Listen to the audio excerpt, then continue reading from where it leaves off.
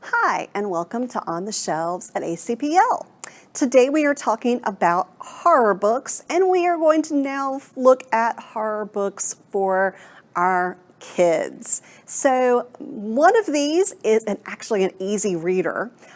So definitely for the younger kids, a little bit scary, but not horribly scary. And then the others are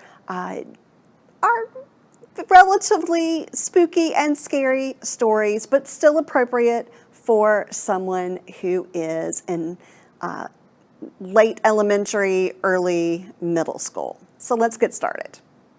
So here's our first book, and this is our easy reader. It is called Beneath the Bed and Other Scary Stories. It is by Max Brallier, and it is part of the Mr. Shivers series through Scholastic Branches. So there are 5 slightly scary stories in here that would be perfect for kindergarten, first grade, second grade, as kids are just starting to read for themselves or are looking for stories that have those sight words and all of the things that help them become great readers. So if you have a younger child who is looking for something to scare them a little bit, this would be a great book to pick up. Our next book is kind of a mix of a horror book and the Babysitter's Club. It is called Babysitting Nightmares, The Shadow Hand, and it is by Kat Shepard. So this one on the scary scale probably isn't quite as scary as some of the other ones, but it is certainly still spooky. Rebecca loves being a babysitter, but this particular night, she is babysitting a baby named Kyle, but there are some strange noises, and a window that she knows was locked is now not. There are mossy handprints, and the baby is acting weird. So she and her fellow babysitters discover that perhaps Kyle has been switched out with a changeling, and they must go into the nightmare realm to rescue Kyle and take the changeling back to where it came. Our next book is Behind the Bookcase by Mark Steensland. Sarah and her family have moved into her grandmother's old house. Her grandmother has passed away. And her younger brother Billy's first comment is, "Cool, it's a haunted house." And that is very much what it looks like. When they get into the house, they discover that there are all kinds of interesting quirks to this house, one of which is that there is a door in the basement that is locked that no one has a key for, and that both Sarah and her younger brother Billy's rooms have these little half doors that lead into an attic storage space. The kids are told not to play there, which of course means that Sarah goes and opens the door, goes in, and falls into a total another world where she meets some characters that she's not sure if they're good people or not good people. And there's definitely a lot of suspense in this book and some scary moments, but it is still something that would be appropriate for a middle grade reader. Next, I have 2 books that are very similar in what they're offering. Tales from Beyond the Brain by Jeff Szpirglas, maybe.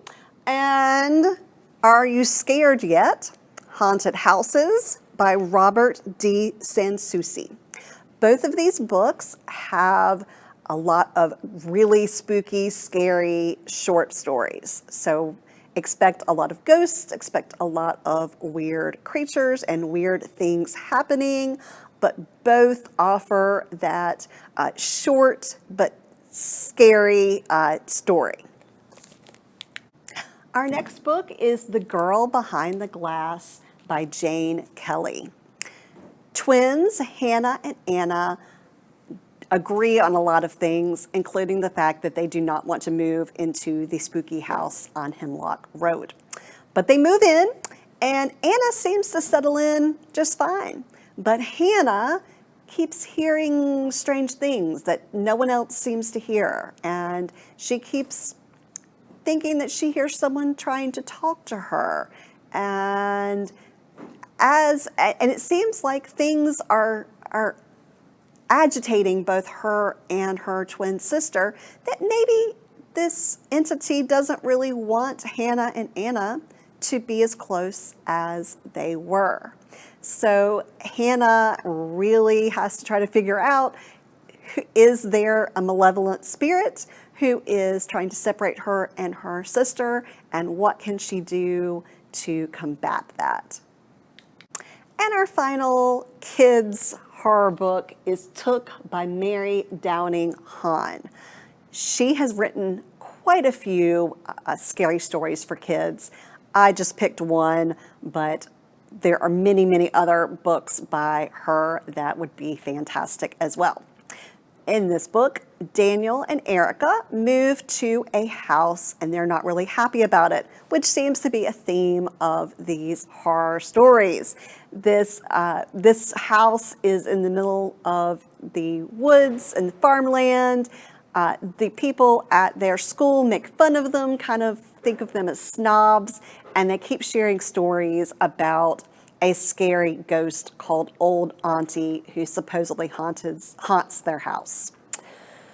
Daniel isn't really sure what he believes. He thinks that all of this is probably malarkey, but he also sees that his younger sister Erica is withdrawn, is talking to her doll all the time, seems to be really having more trouble even than he is in adjusting, and that his parents aren't very happy in this house either. When Erica disappears, he realizes that maybe he has been wrong and that Old Auntie really does exist, and now he must go after her and get his sister back. I hope you found a book for you to read if you are like me and prefer your horror in the juvenile fiction form, or for the young person in your life. Any of these books can be put on hold by calling any of our branches or by going online to our catalog at alamancelibraries.org. You also can come into the library. Our grab and go hours have started. You can come look at our website to find out what hours we are open that day. I hope you enjoyed this episode, and we'll see you next time on the shelves.